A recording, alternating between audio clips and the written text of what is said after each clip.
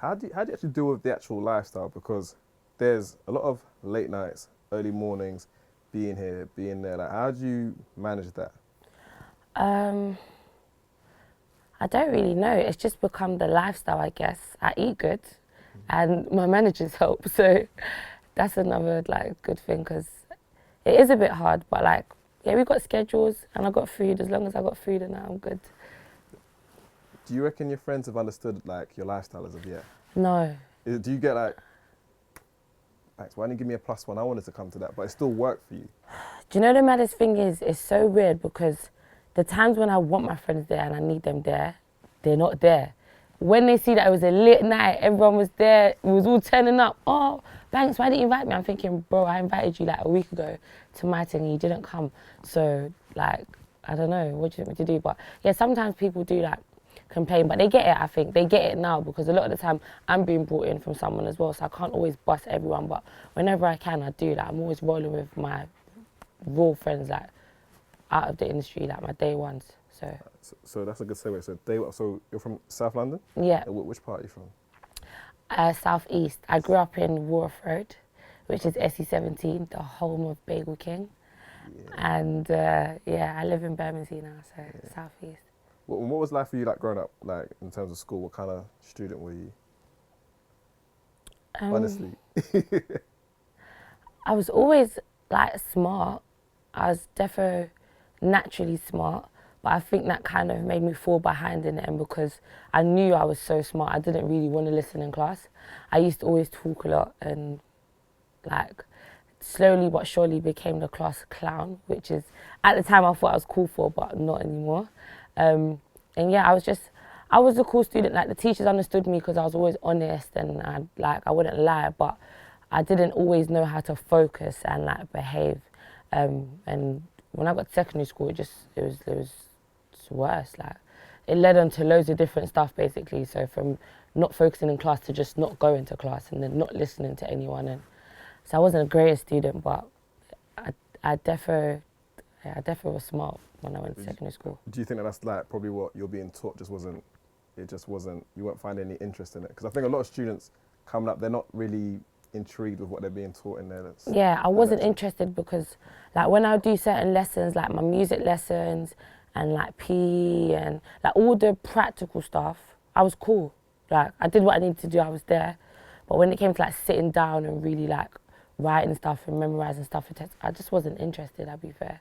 But I feel like if it was a challenge for me and I felt like I couldn't do it, I would have been more interested, if that makes sense. But yeah, I definitely wasn't, which was weird.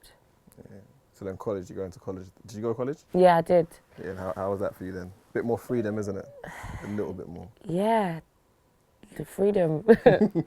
Oh, yeah, I went Richmond College for the first year. I was studying performing arts. I didn't last there long. I was there for like 3 months. I was gone by Christmas, which was a shame. But yeah, it was a lot more freedom. I used to go lessons. To be fair, that wasn't a problem. And then I went on to go in Lewisham College the next year after. And I studied the same thing, performing arts again. I done a year there, tried to do a second year and just realised I wasn't really into it. But college was all right. Yeah, at that point, so were you ready? So obviously you're showing that music, performing arts. At that point, were you already rapping? Were you singing? Where were you at with your music? I could always rap when I was about 12. But I wasn't taking it seriously them times, no. Like, it's funny because my uncle was trying to get me into it, but I was just doing so many other stuff, I wasn't focused. Like, I always knew in the back of my mind I wanted to do music, but I didn't know how I was going to start and I didn't know when. I feel like I wanted to be already made before I started, which was obviously something that didn't happen anyway because I just started regardless. But yeah, in college and I didn't even start music, but I still used to write and all of that, so. I was talking to you off camera and that one of the songs, or there isn't a song to it, was the warm-up session. Yeah. That really kind of like contextualised who Miss Banks is to me was, when I heard that, I just thought, right, so brave. So Thank brave. you. Like, I haven't heard male or female artist really at that point bare their soul like that. First off, what made you feel comfortable enough to make that record? And what was the response thereafter? I feel like because Jamar originally contacted me to do it a year before that came out, and he wanted me to just tell my story. That was the thing he was trying to do with the warm-up sessions. And I originally wrote something which I ended up using for my Westwood crib session, because when I finally sent it over to him how many months after, because for some reason I didn't feel like I was ready, which obviously was dumb because I've been ready for a long time. I finally sent to him and he didn't feel like I was saying enough. Like I was talking about what I was seeing in our society and what's around me, but I didn't speak about my actual life in depth.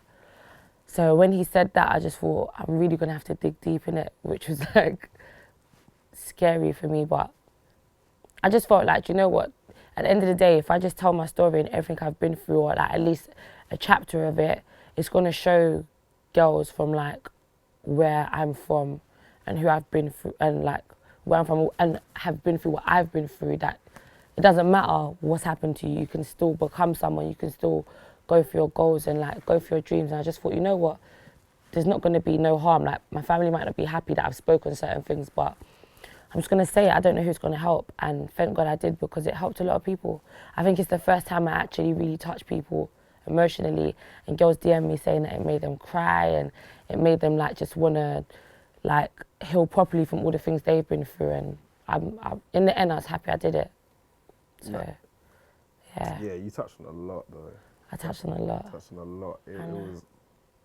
Is there any of it that, for those, I mean, a lot of people have seen it, but for those who haven't, like, what kind of subject matters were you discussing within that freestyle? I spoke about like being influenced from like chilling on the block, or like in my area, ends on the road. I spoke about abuse. Within a relationship, right? Within a relationship, out of a relationship, from people that are supposed to be like your family or close to you, or respect your family. That didn't obviously happen. And I spoke about like the stuff I went through with my dad, like obviously being African. Things happen, people get beat, but it was a different type of punishment, I guess. So all different types of abuse, from sexual to violence, and like the things you go through in school as a girl, just when you're in school, whether it's their hair, their skin color, like, I mean, the shade of their skin. Like, did you ever suffer from any of that anxiety when you were growing up, or you didn't have to deal with it? Like in regards to skin color? Just like, you know, just like self-image, like, oh, why is my hair like not like this? Why am I not like that? Or yeah, like it's so weird, like, and it's mad because as black people, I feel like we always do it, not always, but we also do it to ourselves. So like I remember because I'm half Ugandan, half Nigerian, a lot of my cousins are like dark skin. And obviously I'm black, but I'm not proper as dark as some of them. And like they used to do things like, they would cuss each other about being dark, like, oh, you're blick or whatever. And they never used to really get onto me because I wasn't as dark as them. But then they made me feel like it was an issue to be that dark. So they tried to get onto me about something else, I don't know, like whatever. But it was never my skin colour. And then there were certain things, like I remember when I was younger, like this white girl we had not a falling out, she was friends with my friends, and then we wasn't really parring after. And she was saying stuff about me, like, about my lips, saying that my lips are mad big, and stuff about my hair being nappy. And my hair's quite nice to me, if I can't lie. But like, yeah, and I just, at the time, it proper bothered me. I remember I was like 13, 14, it proper bothered me. And I just thought, like, she's cussed me about a feature that I can't change. Most of our race has that feature, and now it's just lit because like girls pay to have lips like mine, and she looks like a fish, so it's cool. But yeah, I didn't, in regards to skin color, I didn't really get any type of, I didn't have them. I wasn't conscious about it. I didn't really have anyone get at me about it. Maybe like, yeah, my features or the fact I was really tall, but any color can be tall. And I said like the lips thing and stuff, but that was the only thing really. And I feel like with the hair thing as well, it was always like, not like my family wanted me to be more like a white person, but like people wanted to perm my hair for when I was like young. And I don't feel it was because they felt like my hair was like whatever, like not good, or I don't know. But I just think, as I said, again, in our community, we've been brainwashed. A lot of things I experienced was in in our own community, in our people, like, and yeah, even with that, by the time I got to like year 7, 8, I already didn't even want to perm my hair no more. I started trimming it, making it grow natural, and yeah, so I was kind of screwed on from early. I never really felt that effect from the outside world. I was kind of blind to it, to be fair. So we now know that you're a rapper, right? Yeah. And when did you decide that, you know, I'm going full in? Because rapping for females isn't always, or for women, sorry, rapping for women isn't always something that people are like, yeah, it's a thing that you lot should do. It's like, what do you sing? Like, do you? Yeah. It's because it's very like bravado acting, that you have to be like very bossy and. When I was like 18, but I didn't really decide, oh yeah, I'm gonna do it. My friend pushed me. Big up Gabby. I'll say her full name, but yeah, so. But yeah, we went to school together. She was the one that was like, go studio, like I'll pay for your session, see what you make. My auntie made my Twitter, didn't have Instagram. I just about made a SoundCloud, I think. And then yeah, I was 18. My friend took me studio and made 3 songs, put on SoundCloud.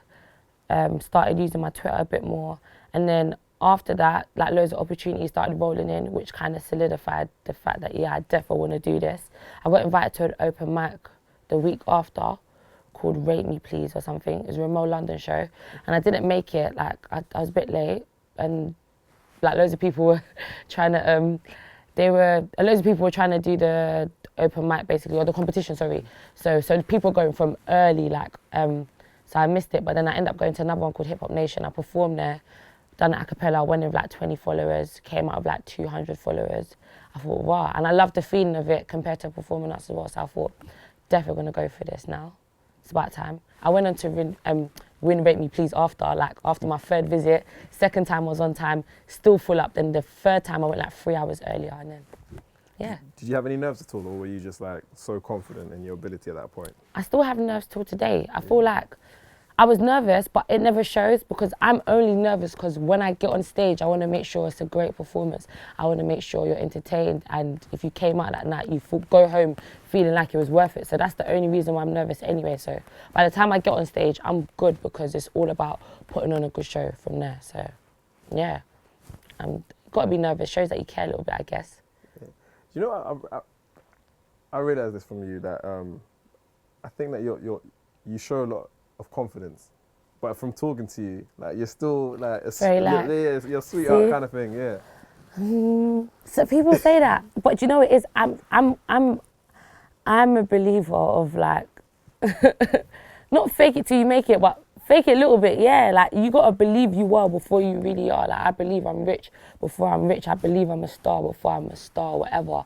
Like I believe before I even started doing music, I always felt like I deserved to be heard. I felt like I had a message, and yeah, I've always acted confident before I even had it. So, but now it's getting better because I'm way more confident than I used to be. I used to get on stage and stand in one spot and like didn't want to move, but now I'm just a bit more free. So, yeah, I'm still a bit shy sometimes. So yeah.